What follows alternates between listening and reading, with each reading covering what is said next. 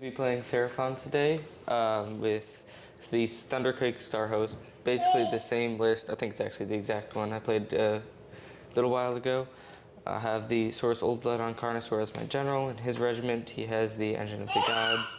There's the Skink Oracle on Troglodon. In his regiment, we have the Bastiladon with Arc of Sotek and a unit of 3 Croxagores. 2 more regiments with Scar Veterans on Carnosaurs and a Skink Starseer, along with some endless spells. My general has Beastmaster for +2 inches of movement on other monsters near him, and the artifact for D3 healing. In lore of Primal Jungles as my spell lore. All right, everyone, we got our inaugural game of Kruleboyz for the channel in 4th edition here. We are doing the light Finga formation. That's going to allow us to use this sneaky sneaker, if I'm saying that correct. So fun on all the words for the orcs. That allows me to use that dirty trick twice, and that dirty trick allows me to teleport a unit that is less than 10 models. Anywhere on the board outside of 9, wholly within 3 of a terrain piece. So I'll be able to do that one twice. We're going to try that one out. So what we have here is we have a couple regiments. We have our Sludgeraker Beast, along with our Sloggoth. Trying him because he's got running charge now. Unit of 10 Gutrippaz. The Killaboss on foot, because he's got that cool command ability. When he uses all-out attack, gets a bonus on it. Our next regiment is going to be a Killaboss on Corpse-rippa Vulcha, 10 Gutrippaz, and 6 Boltboyz. Our next regiment is going to be 1 Shaman, 10 Gutrippaz, and our last regiment for 4 is going to be a Shaman and 10 Hobgrots. 2,000 points on the nose, Morbid Conjuration as the spell lore. We have the as far as rogue traits and artifacts, we have on the Killaboss, we have, I think it's a Sneaky Skumbag. It's the one that allows him to essentially retreat out of combat on a 3-up and not take any mortal wounds. And then on him, we have the Eyebiter Ash. That allows him to, as a reaction, when an enemy unit declares an attack, all Kruleboyz units wholly within 12 of him get a 5-up ward once per game. So that's what we got. All right, everyone, today we're playing Shifting Objectives. Interesting one. 3 objectives across the center. It's going to have primary and secondary objectives. Each player is going to score 1 point for each secondary objective, 2 points if you control the primary, 2 if you control more than your opponent. The twist is that at the start of each battle round, after determining the active player must roll a d3 to determine which objective is the primary objective. And that's going to be the one eligible for 2 points. The other 2 will be the secondary objectives. The underdog can make the active player re-roll the dice to determine. So it's kind of like Geomantic Pulse from last 3rd edition, the last GHB there. Here's our deployments. What you got over here with the dinosaurs? Just kind of keeping in my deployment. This Carnosaur here, Carnosaur on either side, and Carnosaur in the middle to give wholly within 12 +2 to movement for other monsters. Got a wizard within range of each side for casting stuff, like the heal spell. That's it. Okay. Over here, got a long line of Kruleboyz. What did you pick for your season rules? Oh, I picked to have the Engine of the Gods because he's in the General's regiment, to have on the charge +1 rend anti-infantry. Makes sense. For me, over here, we picked the priority targets for the Boltboyz to have +1 to hit and wound versus his General's regiment. We got our place of power right here. We're within 3 inches with that Shaman, also within 30 inches of his Oracle over there for attempting to stop him from casting. Within 30 inches with the secondary Shaman here of his other caster. And just generally kind of went across the line here on the deployment. Hobgrot set up to move up on this flank here. Battle tactic options. Killaboss running charge here. Central commanding field of view with the Boltboyz. Auras right here for the Sludgeraker. And I finished first. I'm going to give turn 1 to Seraphon. Turn 1, I chose Seize the Center as my battle tactic. I was able to complete that by moving up there with the Bastiladon Carnosaur. I saved up a power with the Engine of the Gods, and I was able to cast the Burning Head with the Troglodon and the Emerald Life Swarm with the Oracle, or no, not Oracle, Starseer. Moved up this Carnosaur to get the primary objective, which we found out was this one, and just got all the objectives for 10 points. Yep, you did the Realm Shaper engine. Oh yeah, Realm Shaper engine, chose that thing to do on the Marshcrawla. Yep. And the Shaggoth and the Boltboyz. Shaman and the Boltboyz. Yeah. Yeah, we didn't do any redeploys. Didn't spend any command points on anything really on my turn. Didn't think it was really worth it. Thought about rallying here. And then thought about a covery fire, but only 3 Boltboyz would be within range at 18 inches. Not really worth it. So pretty boring turn 1 for the Seraphon. Conservative, but still solid 10 points going into turn 1 of the Kruleboyz.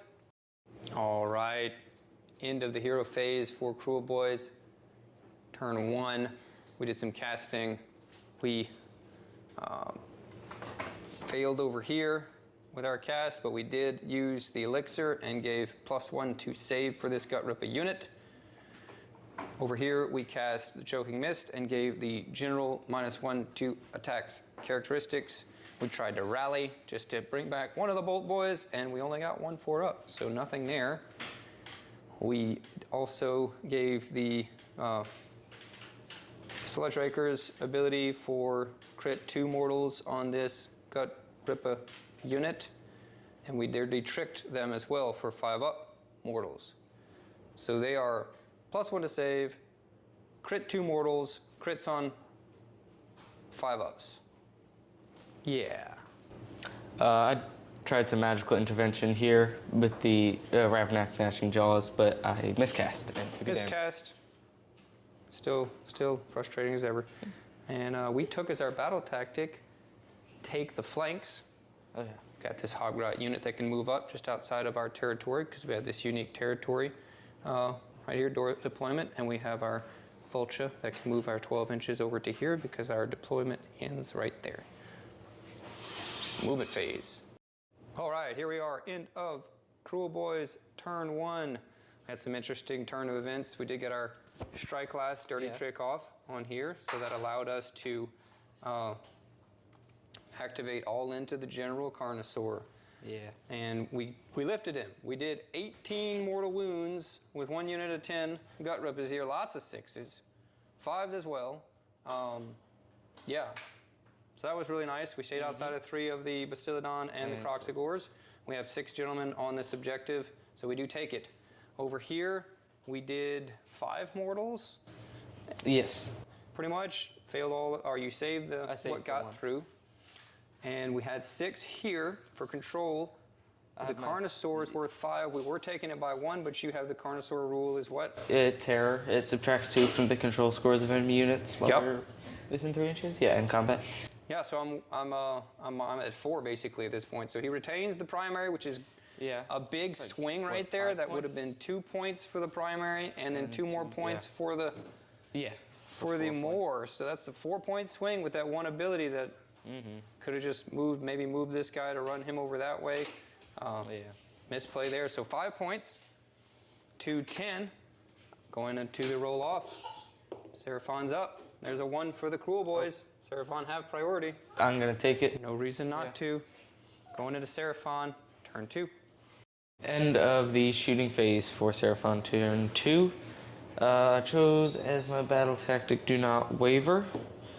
And let's see, casting. I don't really think I really cast anything. I failed to cast the Jaws. And you magical intervention and cast the Shackles there. And it did 2 mortal wounds to the Kroxigor. So -2 inches to move. -2 the movement. Did not get it off on anybody else. Yeah, no, nobody else. Movement, moved him a little further up, shifted the Stegodon, and moved the Carnosaur and Troglodon that way. I attempted a dirty trick in your move it phase to try and teleport yeah. this unit on a 2-up, rolled the 1. Yeah. Was trying to remove them. The primary did move to this location. Chose not to re-roll because I did not want it over there. Shooting phase, I shot the Burning Head and the Troglodon at your bird, 3 damage, and then you spent a command point to cover fire on the Carnosaur and did 4 damage. With the 9 Boltboyz. wounds. Yes. Going to the charge phase for Seraphon. End of Seraphon turn 2. I picked Do Not Waver as my battle tactic. I think I already said that. I was able to succeed it. The Carnosaur only has, the green one only has 2 wounds left on him. I was able to kill this unit in the middle and did a lot of damage over here to those Gutrippas. There's only 1 left. With 1 wound, yep. Yeah. Killed the Shaman here with the Monstrous Rampage from the Bastiladon. 9-inch mortal wounds stuff. We did some -1 to hits from the Gutrippas, rolled a 3-up on the Kroxigord. Killed 1. We got the dirty trick off for strikes last on the Carnosaur here and put everything into him. He only had like a couple wounds left. Yeah. We countercharged in the Corpse-rippa Vulcha into him and did our charge mortals, did 6 mortals. Then when it came time for combat phase, we split attacks into the Troglodon and we missed everything on the Carnosaur. The Carnosaur slapped back and absolutely murdered the Vulcha combined with the Burning Head. That's -2 rend. Yeah, he did like 5 damage. Yep. So we lost the bird, we lost a unit of Gutrippas, we lost the Shaman. That's a lot. Don't know what we're going to be able to do after that. But you're going to get full points again for another 10 points. 10 points. So that's 20 to 5. All right, here we are, Kruleboyz, bottom of turn 2, between a rock and a hard place. Difficult choices on battle tactics, but had to come down to picking take their land and relying on our dirty tricks roll to teleport. And this is the end of the shooting phase. We did end up getting the teleport to that terrain piece over there. We have the sub-faction that allows us to do it twice. We failed the 4-up on the Boltboyz, and then we got the 5-up on that gentleman over there. So we'll get the battle tactic there. We were trying to see if we could get the Boltboyz on the back of this objective to take it, but we're perfectly screened out outside of 9. By the Carnosaur there, we cast 1 spell and we got the Sun off. We gave this unit +1 damage on the crit mortals from the Sludgeraker. And we shot with the Boltboyz after moving up into the Carnosaur and did 8 damage to him after he healed. Yeah, magical intervention to use Light of Kotek and healed 7 wounds. Yeah, so we're basically back where we were. He's got 10 on him. Yeah. We ran up our Hobgrots to get on this objective. He's still in combat. Couldn't retreat him out or he would die. Move the Sloggoth up. Trying to charge him in. See what we can do here. It's gonna be difficult. Hopefully we can take the Carnosaur out this time. Yeah. Hold up some things with the Sludgeraker here. I don't know, but we're 20 to 5, so it's looking bleak. But charge phase for Kruleboyz. Okay, here we are, end of Kruleboyz, bottom of turn 2. We had some damage done to us. We failed our charge with the Sloggoth. Piled in our single Kruleboy Gutrippa over here. Then he piled in the Carnosaur within range of the Sloggoth and just absolutely lifted him by 1.5 times his damage. Very sad. First time I got to play with him, but that's how it works when you have a new model. We got in with the Sludgeraker. He took 3 damage in the process, did only 2 damage to the Bastiladon. Could not pile in and reach the Carnosaur, just barely. But we did get the Rampage off, did 2 mortal wounds, and then he's -1 to wound until the start of my next turn. Failed the charge with the Sun. Took 9 damage over here from the Troglodon. He's legit. Did lift the Carnosaur with the Gutrippas and took Boltboy, went down 3 damage from the Bastiladon's Rampage. Yeah. So that scores us 4 for the battle tactic, and then 1 for only this secondary objective over here, bringing us to 10 to 20. Do you have anything for the turn you wanted to mention? No, I don't think I did anything else. Okay. Roll off for the turn 3.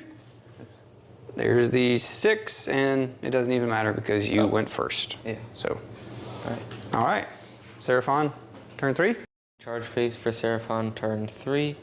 I chose Slay the Entourage as my battle tactic on this unit of Gutrippaz. I tried to cast the Jaws but failed, and I tried to cast the Healing Light on the Carnosaur, but you dispelled it using the Place of Power to help. I did a magical intervention to give +1 to save to this unit that is the target of the battle tactic. Movement phase, I moved stuff up. You teleported back here with your Boltboyz. Dirty tricks, made the 2-up teleport to try and shoot at the 2 Kroxigors that were over here. Oh yeah. We took one of them out with a cover fire. I think that's it, going into combat phase. Did get a dirty trick, strikes last on the Kroxigor here. Probably too little too late. Did take 3 mortal wounds from the Bastiladon on him, so he's got 8. Oh yeah. And combat phase. All right, here we are, the bottom of Kruleboyz turn 3. We just talked it out from here. Carnosaur can countercharge in and take out the Hobgrots easily, taking that objective. My only battle tactic attempt was to try and come in. I did make the charges in to fight the Realm Shaper engine to do attack on 2 fronts, to 2 units fight and no units destroyed, but this countercharge right here just messes that battle tactic up, so I score no points for that turn, and then that would be me basically done with just those 2 units. Nothing to really affect the board.